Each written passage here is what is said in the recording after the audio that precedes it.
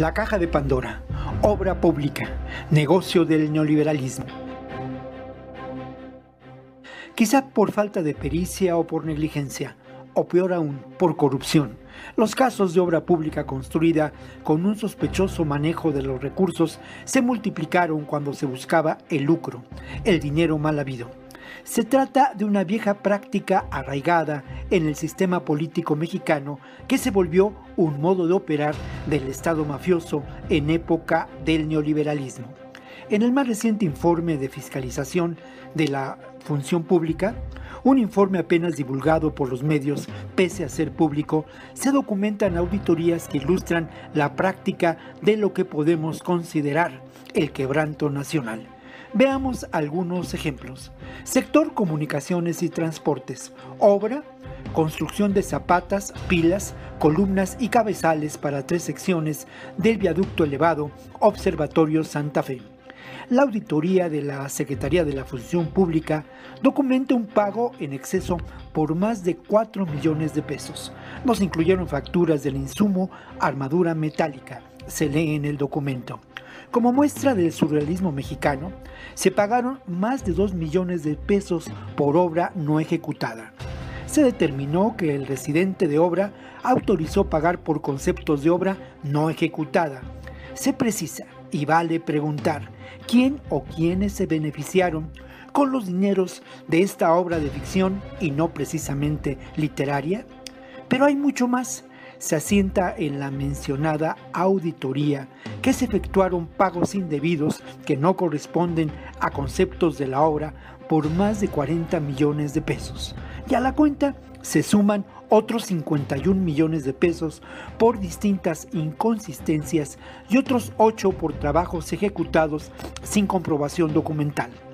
Si el contrato adjudicado en el ejercicio fiscal del 2017 fue de 785 millones de fracción, terminó derivando en un costo de más de 900 millones de pesos. Otro ejemplo, siguiendo el esquema de la obra maestra, Pemex Exploración y Producción firmó un contrato con el Instituto Tecnológico Superior de Comalcalco.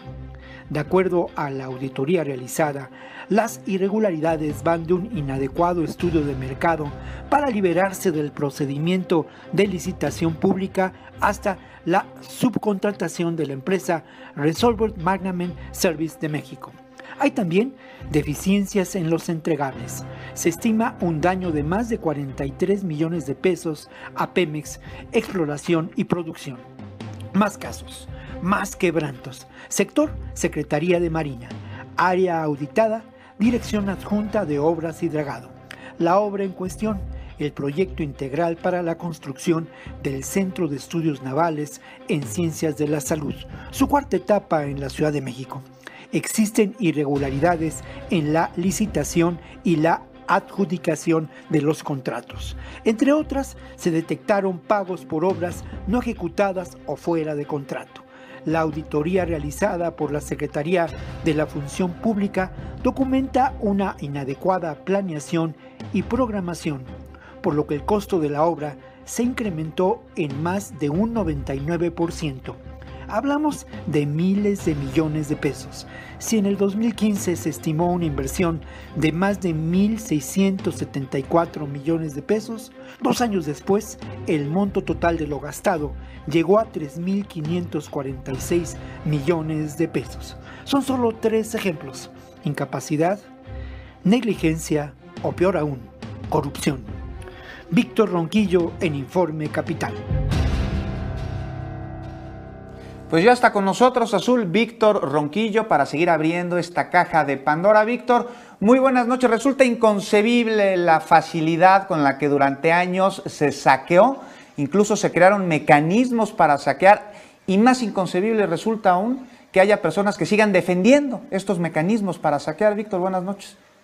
Buenas noches, pues tiene razón, porque al final de cuentas este tema, que es un tema que es de alguna manera evidencia de cómo operó el Estado mafioso en el sexenio pasado y en los sexenios anteriores, nos conecta también con el asunto de los fideicomisos, ¿no? En donde evidentemente hay una enorme opacidad Y bueno, poniendo en contexto esta situación, uno se pregunta qué tanto han funcionado estos fideicomisos. Y pienso en uno que bueno, me ha tocado conocer, que me ha tocado de alguna manera entrevistar a colegas periodistas y defensores de derechos humanos, ¿no? Ese fideicomiso de defensa a periodistas y defensores de derechos humanos, instaurado en el año 2012, uno se pregunta qué tanto ha funcionado. Es cierto que no podemos culpar a los recursos financieros manejados en estos fideicomisos de la tragedia que enfrentan los periodistas o que enfrentamos en persecuciones y asesinatos. Tampoco podemos culparlos de las agresiones recurrentes, los homicidios a defensores de derechos humanos, sobre todo en relación al medio ambiente, pero son un par de ejemplos, ¿no? Y hay otro más que tiene que ver con el asunto de la cooptación de artistas, de intelectuales, que fue un mecanismo usado en la época de Salinas de Gortari, ¿no? A muchos de nosotros en ese momento, pues nos llegaron ofrecimientos de integrarnos al FONCA desde el más alto nivel, desde la presidencia misma, pues con el propósito de que pues nos sumáramos, ¿no?, a esta cooptación que luego resultó en ejemplos muy lamentables, como lo que pudo ocurrir con Nexos. Obviamente Nexos sigue siendo una revista muy importante en la historia de la intelectualidad de México, un referente, pero sin duda su director y muchos de sus principales funcionarios, pues pertenecen a este grupo de lo que Gramsci llama intelectuales orgánicos, y lo mismo dice López Obrador. Sí, además, o sea, como bien decías, no es el tema si existe o no existe necesidad de destinar cierta clase de recursos o cierta cantidad de recursos a causas que lo necesitan. Eso no está en entredicho, sino la forma en que justamente se hizo uso de esas causas para justificar un modus operandi que lo que hacía era justamente no destinar los recursos a donde se tenían que destinar y en cambio usarlos de manera opaca para intereses particulares y de manera fraudulenta, como estábamos viendo en tu reportaje y también en el resultado de la Auditoría Superior de la Federación con respecto a los propios fideicomisos. Es al final una herencia de este modus operandi, Víctor, que por cierto, pues todavía tiene muchos retos por delante para superarlo, digamos, ¿no? O sea, cuando vemos, ayer estábamos viendo aquí, la cantidad de movimientos que se han tenido que hacer en distintas dependencias, en distintos niveles jerárquicos, justamente pues porque hay una herencia muy fuerte que todavía pues representa muchos retos. Claro, y mira, yo creo que exactamente, ¿no? Ha habido muchas mentiras en relación a esto. La primera mentira es que, bueno, que estos recursos van a desaparecer. Eso no es cierto. Esos recursos permanecen y seguramente serán etiquetados, requerirán de una nueva administración de esos recursos. Eso es muy importante, ¿no? Esa es una primera mentira y eso es una... Francamente no será así. Por otra parte, también las personas que trabajan en estos fideicomisos, bueno, pues no serán liquidadas, supongo yo, en ningún caso. Eso se ha dicho, lo ha dicho López Obrador en sus conferencias mañaneras.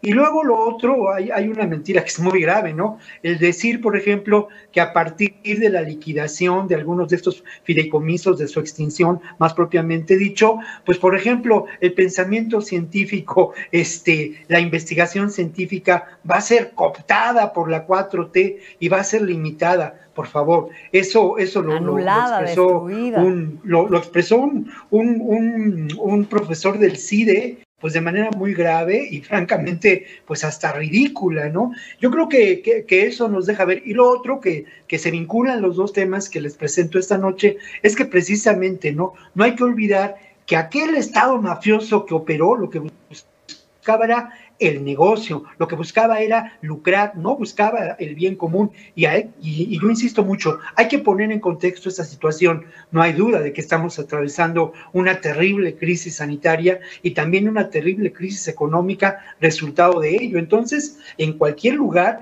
lo más elemental es poner orden y ver cómo puedes manejar los recursos. Y esto de poner orden es determinante en este asunto si contamos con la evidencia de la opacidad de estos recursos. Y algo muy importante que voy a señalar, además se construyó una estructura francamente deplorable, burocrática, administrativa, que se utilizó de manera en ocasiones muy como un instrumento para cooptar, para controlar, porque al final de cuentas el manejo de los recursos de estos muchos fideicomisos fue absolutamente discrecional. Estructuras paralelas.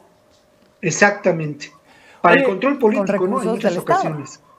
Así Sí. es. Oye, Víctor, finalmente, brevemente, ¿qué pasa con la transparencia? Porque ya lo dijiste, ya el presidente dijo que se van a seguir entregando los recursos y nos queda claro que esto cambia el mecanismo, pero como bien dice Azul, esto no quita el apoyo. Pero ¿qué pasó en la discusión, en el legislativo? ¿Por qué tantas dudas? ¿Faltó claridad? ¿Cuál será la función de aquellos que repartan el dinero para que haya absoluta transparencia en este proceso? Mira, lamentablemente lo que vimos fue un espectáculo muy triste, ¿no? Y es una evidencia más de la falta de propuestas políticas. No escuchamos argumentaciones, no escuchamos, digámoslo así, revisiones puntuales sobre los dineros, no escuchamos argumentaciones inteligentes. Lo que vimos fue un espectáculo muy, pues que hace evidente, ¿no? La crisis del sistema político mexicano y la necesidad de la construcción de nuevas expresiones democráticas, de una mayor representatividad de los partidos y de que los partidos políticos asuman seriamente su posición, sobre todo los que son de oposición, pues presentar eso, ¿no?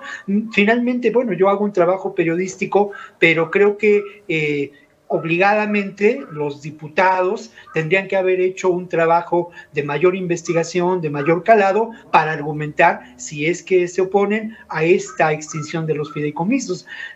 Creo que esto es importante y hay que señalarlo, no están en riesgo los recursos están dados y generados para quienes los necesitan y para quienes trabajan y han trabajado por años por ellos, ¿no? Los científicos, los escritores, los artistas, eso está dado, ¿no? Lo que hay que revisar, pues es el manejo discrecional, la opacidad, y esto en favor de la rendición de cuentas y del mejor manejo de la hacienda pública, que es el recurso económico de que dispone el gobierno para construir políticas públicas. Claro. Bien. Pues Víctor, muchas gracias. Querido, nos vemos. Pues gracias a ustedes, un abrazo en la Muchas sana gracias por estar con distancia. Colegas, saben que se les quiere bien. Igual por Igualmente, acá. un abrazote, Víctor, que te extrañamos hoy en el estudio.